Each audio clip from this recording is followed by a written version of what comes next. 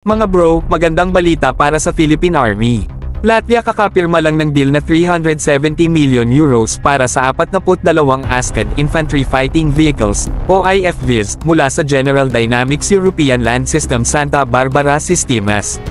Ibig sabihin, hindi lang tayo ang may tiwala sa ASCOD, pati ibang bansa ay kumukuha rin nito. At ito pa ang solid na part, mga bro, sa presyo na mas mababa sa 9 million euros per unit, sulit na sulit ang deal na to. Ibig sabihin, Latvia's real value in ASCOD IFVs, proven at capable combat vehicles na pasok sa budget ng isang bansang seryoso sa pagpapalakas ng depensa. Ibig sabihin, hindi basta-basta ang quality ng IFVs na to. Ngayon, para sa mga nagsasabing hindi maganda, ang ASCOD na binili ng Philippine Army, ito ang sagot. Kung hindi ito world-class at epektibo, bakit nga ba may ibang bansa rin na namumuhunan dito?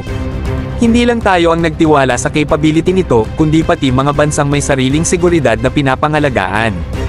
Isa pa, ang ASCOD IFVs ay ginagamit na rin sa iba't ibang bansa, kabilang ang Spain, Austria, UK, at ngayon, Latvia.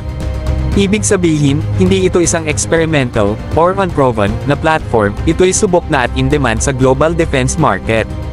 At habang mas maraming bansang gumagamit nito, mas magiging madali para sa atin ang pag-upgrade at maintenance ng sarili nating ASCOD fleet.